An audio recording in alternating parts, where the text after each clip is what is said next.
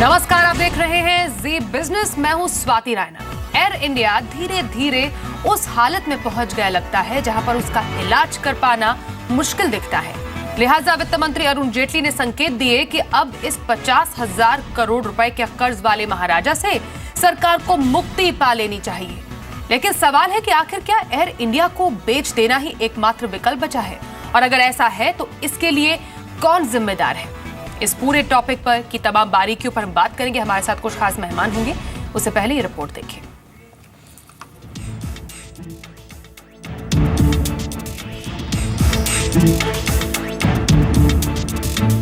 वित्त मंत्री अरुण जेटली के एक बयान के बाद एयर इंडिया को बेचे जाने की अटकलें लगाई जा रही हैं। जेटली ने कहा है कि सरकार एयर इंडिया की हिस्सेदारी बेच सकती है। जेटली ने कहा है कि सरकार एयर इंडिया से बाहर निकलने की योजना बना रही है। कर्ज में डूबी एयर इंडिया को हमेशा सरकारें बचाती आई है। भारी खर्च के बावजूद सरकारों ने अभी तक एयर इंडिया को सेल पर नहीं लगाया है।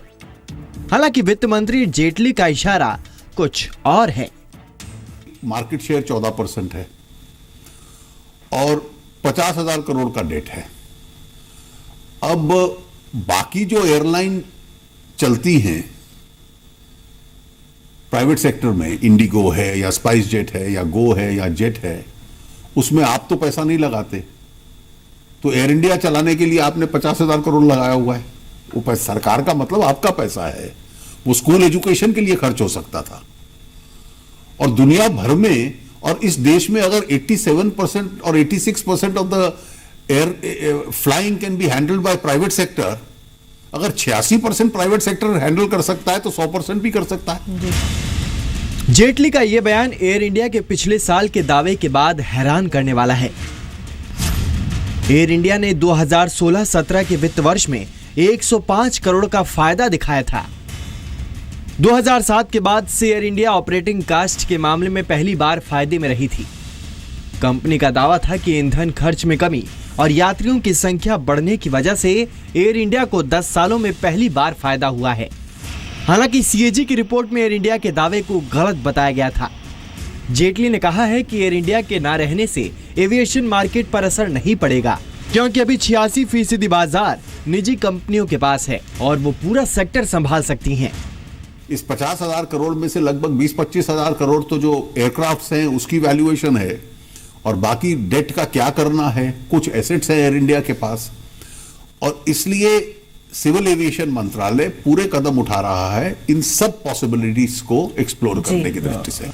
हालांकि 25 मई को नागरिक उड्डयन मंत्री गजपति राजू ने कहा था कि एयर इंडिया को बचाने के लिए सारे विकल्प खुले हैं और सरकार एयर इंडिया को इतिहास नहीं बनने देगी।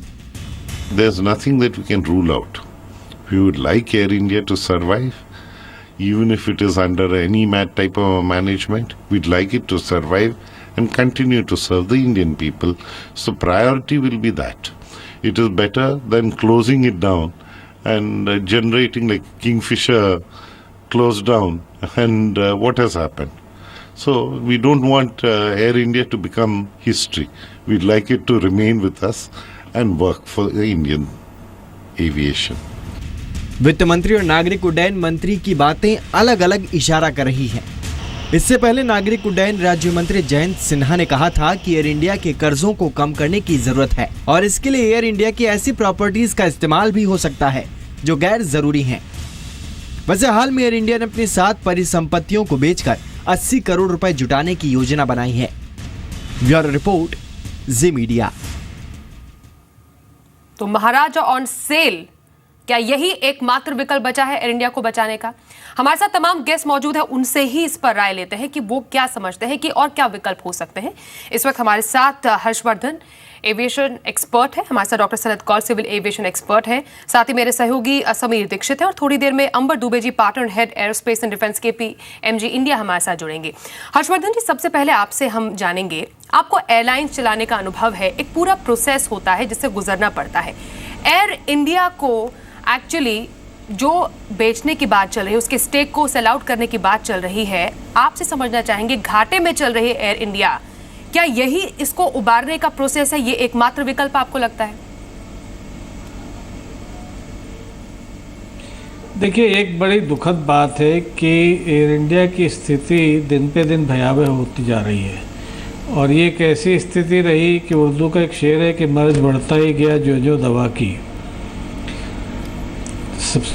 सबसे पहली बात तो ये है कि पिछले कुछ सालों में जो एयरलाइंस के ऑपरेशंस का एनवायरनमेंट है उसमें बहुत सुधार हुआ है, फ्यूल के दाम कम हुए हैं और एयर इंडिया को एक बहुत बड़ा एडवांटेज है कि इनके पास जो जहाज़ है बोइंग 787 वो इन्होंने बहुत ही अच्छे और मुनासिब दामों पे ख़रीदे थे। जो इनके कंपटीटर्स हैं उनको इससे डबल दामों पे वो जहाज़ लेने पड़े। अब एयर इंडिया के जो मैनेजमेंट है और गवर्नमेंट जो है वो इसका फ़ायदा नहीं उठा पाए। जो सबसे बड़ी प्रॉब्लम है, हमारी जो सरकार है या एयर इंडिया मैनेजमेंट है वो इनके एसेट्स, एम्प्लॉयज़ की संख्या उन्हें गिनते रहते हैं, ऑपरेशनल एफिशिएंसी की तरफ किसी का ध्यान नहीं जाता। क्योंकि जब आपने इतना बड़ा फ्लीट इंडक्ट करा और आपकी रेवेन्यू ग्रोथ उस तरह की नहीं हुई है, और दूसरी बात ये है कि अभी जेटली जी ने कहा, उधर गजपति राजू जी ने कहा, पिछले साल प्रधानमंत्री लाल किले की प्राचीर से बयान दे रहे थे कि हम जो है 15 अगस्त को उन्होंने बयान दिया कि हमने एयर इंडिया को टर्न अराउंड कर दिया है जी। तो पिछले 18 महीने में अगर ये स्थिति हुई है तो कुछ अभी की स्थिति है जहाँ पे कोई कमी आई है। और सबसे बड़ी प्रॉब्लम ये कि जो मार्केट शेयर 18% था, जब 30,000 करोड़ आपने इंडक्ट कर दिए उसके बाद वो 14% रह गया, तो कहीं ना कहीं सरकार की और उस मैनेजमेंट की जिम्मेदारी है। अब दूसरा सवाल ये है कि क्या विकल्प है। विकल्प क्या है कि क्या आप उसको बेच पाएंगे? मतलब प्रश्न ये है ना कि डाइवेस्टमेंट या जो है मैनेजमेंट चेंज तो आप तब कर पाएंगे जब कोई दूसरा उसे खरीदने के लिए तैयार हो। जो उस एयरलाइंस के जो फंडामेंटल्स हैं जब तक आप उन्हें सुधारेंगे नहीं तब तक कैसे करेंगे? बिल्कुल सर, आपने एक इम्पोर्टेंट पॉइंट कहा है यहाँ पर, और इसी पर मैं एक्चुअली डॉक्टर सनत कौल आपसे भी रिएक्शन लेना चाहूंगी। क्या कोई प्राइवेट प्लेयर एक बीमार एयरलाइन को घाटे से उबारने में मदद देगा? मैं आपको 2 उदाहरण दूंगा। एक हिंदुस्तान का है सत्यम का जो केस था उसको जिस तरह सरकार ने सॉल्व किया और उसके बाद जो भी करना था उसको डाइवेस्ट किया, बट सत्यम का कंट्रोल करने के लिए उन्होंने एक पूरा बोर्ड बनाया और उसके बाद बहुत मेहनत की और सब किया। दूसरा है जापान एयरलाइन का केस। जापान एयरलाइन में 25 बिलियन का घाटा था, एयर इंडिया से बहुत ज़्यादा। उसमें भी उन्होंने एक अच्छे लोग एक नया बोर्ड बनाया, पूरा उनको पावर दिया और उसको टर्न अराउंड किया। अब एयर इंडिया का केस आता है। एयर इंडिया का 2001 में तो ये प्रैक्टिकली बिकी गया था, इसका डाइवेस्टमेंट हो गया था, पर वो नहीं चला, सक्सेसफुल नहीं हुआ, कुछ लास्ट मिनट हिच हो गया। उसके बाद इन्होंने कहा एयर इंडिया और इंडियन एयरलाइंस को मर्ज कर दें, उससे घाटे बढ़ते गए। अब सवाल ये आ गया कि अब क्या कर रहे हैं। अब एक जो चेयरमैन CMD बनाया है वो बहुत नेक ऑफिसर हैं, वो अपना मेहनत कर रहे हैं, पर इनको और सपोर्ट चाहिए। बोर्ड ऑफ डायरेक्टर्स ऐसे होने चाहिए जैसे सत्यम में लगाए थे, जो कि उसको टर्न अराउंड कर सकें, उसका फाइनेंशियल रीस्ट्रक्चरिंग कर सकें। और जब तक वो नहीं होगा तब तक ये सीरियसनेस और पर्पस नहीं दिख रहा है। तो मैं यही कहना चाहता हूँ कि एयर इंडिया को टर्न अराउंड कर सकते हैं, उसको डाइवर्स भी कर सकते हैं, बट उसके लिए मेहनत करनी पड़ती है, उसके लिए एक पूरी टीम बनानी पड़ेगी। और जब तक वो टीम नहीं बनेगी तब तक मामला बिगड़ता ही रहेगा। Absolutely sir. इनफैक्ट अंबर दुबे इस वक्त हमारे साथ फोन लाइन पर जुड़ गए हैं। अंबर जी, क्योंकि यहाँ पर एयर इंडिया को घाटे से उबारने की बात चल रही है और इनफैक्ट डॉक्टर सनत कौल ने भी एक एग्जाम्पल दिया यहाँ पर एयर इंडिया के CMD अश्वनी लोहानी जी का, जिनको एक टर्न अराउंड मैन कहा जाता है। Is a no nonsense person. एक बहुत बड़ा एग्जांपल हम अनरूली पैसेंजर लिस्ट के तौर पर भी देख सकते हैं, जो उन्हीं का एक्चुअली एक बहुत बड़ा इनिशिएटिव था। ये कुछ ऐसे इनिशिएटिव्स एयर इंडिया की तरफ से हाल ही में आए हैं, या फिर ये कह सकते हैं कि जो एक बदलाव का दौर हमें देखने को मिला है अभी हाल ही में एयर इंडिया की तरफ से। उड़ान स्कीम एक बहुत बड़ा एग्जाम्पल है। आपको लगता है कि एक्चुअली जो एयर इंडिया अपने आप को एक नए दौर में जाने के लिए उसकी कोशिश कर रहा है, ये सही समय है कि एयर इंडिया को एक्चुअली बेच दिया जाए, सरकार उससे हाथ खींच ले? स्वाति जी धन्यवाद। और एयर इंडिया के बारे में तो देखिए, हम लोग कई दशकों से कह रहे हैं कि ये इसका सरकार के हाथ में रहना बिल्कुल बेमानी है। क्योंकि एविएशन की एक मूलभूत रिक्वायरमेंट ये है कि ये 24/7 इंडस्ट्री है और यहाँ पर बड़े बड़े आपको रेवेन्यू रिलेटेड और pricing related, route related, aircraft related, people related decisions जो हैं आपको स्प्लिट सेकंड में लेने पड़ते हैं। वहां पर आपके पास इस सरकारी जो एक सिस्टम है उसमें हर चीज का एक पेपर ट्रेल होना चाहिए और फला अधिकारी का अप्रूवल चाहिए, ये सब इस माहौल में एविएशन नहीं चल सकता है। तो ये मूलभूत रूप से ही गलत है कि सरकार जो है वो एविएशन चलाए। दूसरी बात आपने लोहानी साहब की करी, बहुत अच्छे और कर्मठ और सक्षम वो अधिकारी हैं, लेकिन हमारा ये मानना है कि वो सेम लोहानी साहब अगर ये प्राइवेट सेक्टर की ओनरशिप में काम करेंगे तो जो भी वो कर रहे हैं उसका दुगना उस पर असर होगा। तीसरी बात ये है कि ये अच्छी पहल है, ये दशकों से लोग कह रहे हैं कि आप सरकार को विनिवेश कर देना चाहिए इसमें, और जितनी जल्दी करे उतना अच्छा है, बिकॉज हर रोज इसकी वैल्यू सिर्फ गिर रही है। और लास्ट पॉइंट ये है, जैसे सनत साहब भी कह रहे थे, इसका रिवाइवल करना है, तो उसके लिए आई थिंक एक तरीका ये है कि देखिए एयर इंडिया के अंदर तो कोई प्राइवेट सेक्टर उसमें कभी भी निवेश नहीं करेगा। इन्हें ये सारी लायबिलिटीज मदर कंपनी जो है एयर इंडिया उसमें रखें, एक स्पेशल पर्पस व्हीकल बनाए या जिसको आप या इनका एक जो सब्सिडरी बनाए जिसको कि ये एसेट्स जो है इनके पास, जैसे हर्ष साहब कह रहे थे इसके पास काफी एसेट्स हैं, इनके पास एयरक्राफ्ट है, पीपल है, फिजिकल इंफ्रास्ट्रक्चर है, रियल एस्टेट प्रॉपर्टीज है, वो उसको लीज कर दें इस अपने सब्सिडरी को। उस सब्सिडरी में फिर 51 से 100% जो है वो प्राइवेट सेक्टर को market through an open bidding बुलाए। यही एक ऑप्शन रहेगा। अदरवाइज थ्योरेटिकल तो बहुत सारे तरीके हैं, बट ये एक एसपीवी बनाकर एसपीवी में प्राइवेट सेक्टर को बुलाएं, यही एक विकल्प रह गया है। ये जितनी जल्दी करें उतना अच्छा है। स्वाति जी।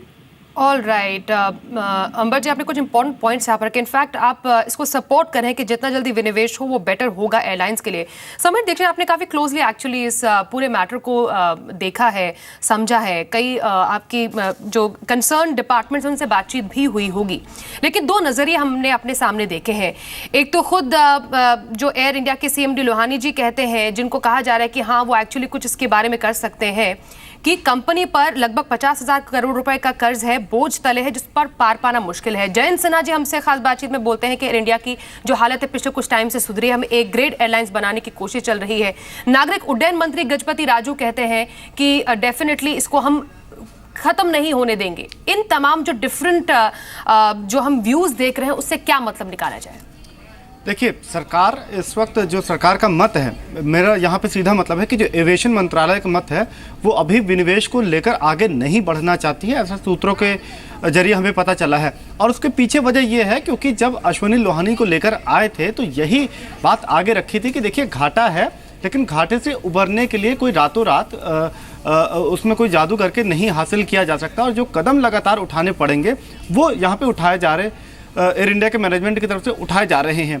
कुछ कदम जो हैं वो फ़ायदे में तब्दील भी हो रहे हैं। मसलन एयर इंडिया ने लॉन्ग हॉल फ्लाइट्स की शुरुआत करी है, अपनी इमेज को पॉजिटिव और इमेज मेकओवर के दौर से इस वक्त गुजर रही है, और ये कुछ कदमों से कोशिश ये है कि एटलीस्ट थोड़ा बहुत वो अपनी स्थिति के अपनी बुक्स में कुछ सुधार ला पाए।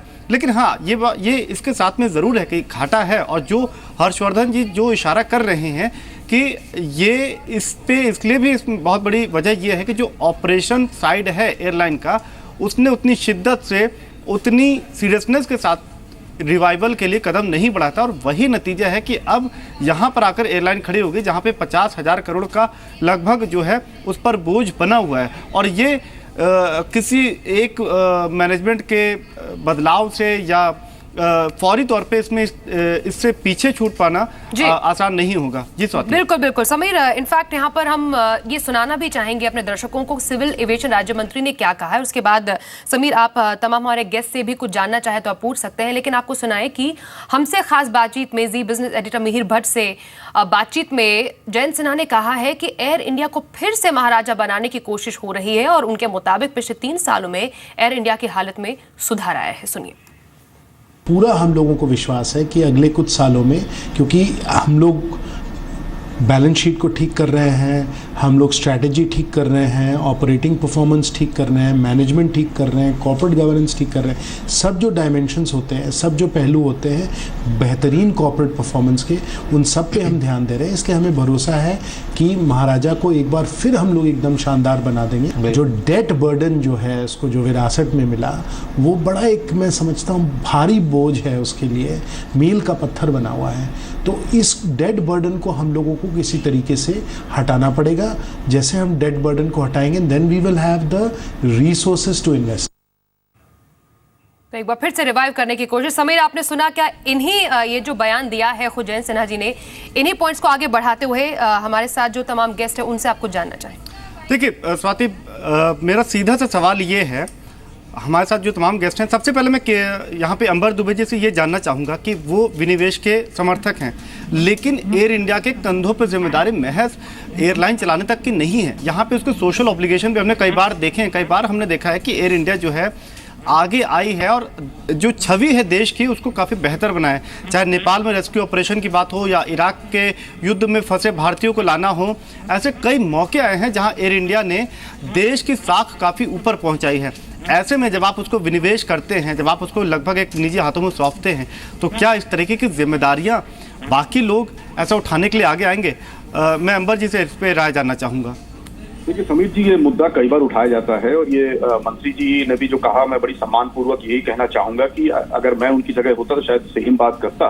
और ये हमें ऐसे नहीं प्रदर्शित करना चाहिए कि सिर्फ बस एक वो बहुत बड़ा इनका ऋण है, उस एक ऋण के चलते ही सारी प्रॉब्लम्स, बाकी सब अच्छा है। तो ये गलत बात है।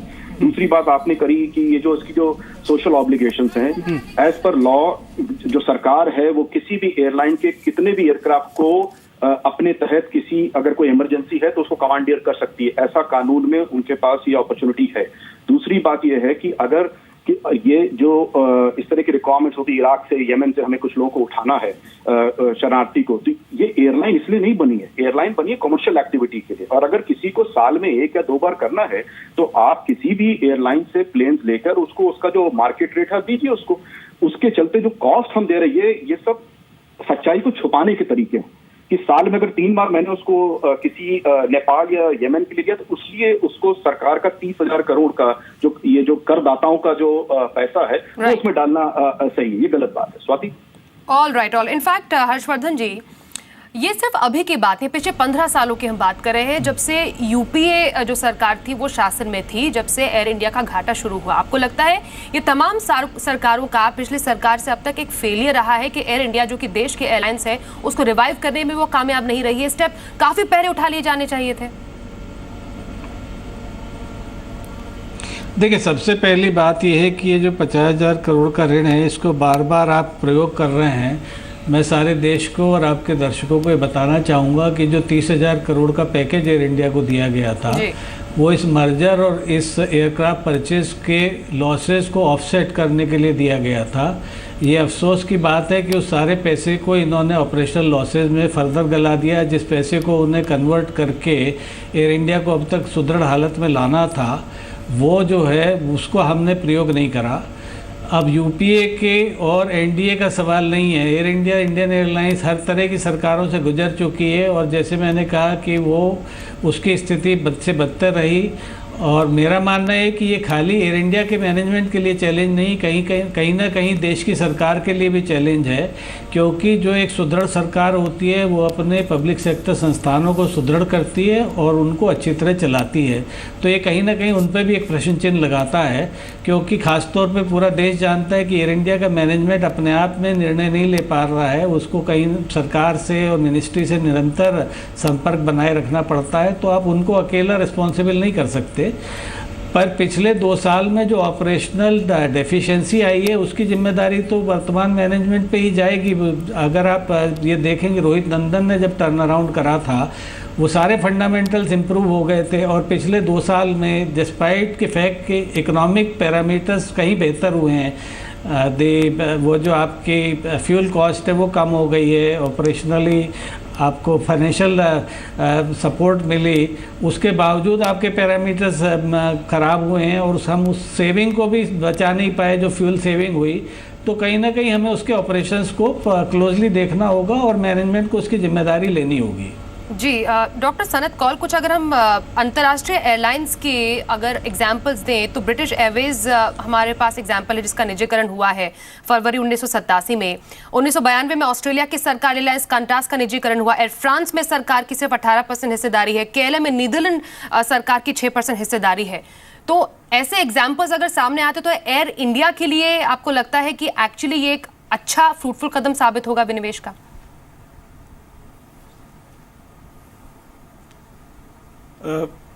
ये कहना मुश्किल है, पर मैं ये ज़रूर कहूँगा कि अगर एयर इंडिया को रिवाइव करना है तो उसके लिए एक अच्छा बोर्ड बनाएं जिसमें लोग हों, जैसे सत्यम के ज़माने में किया था। सत्यम को रिवाइव किया था, सत्यम को फिर डाइवर्स किया उन्होंने, फिर और किसी प्राइवेट सेक्टर ने ख़रीदा।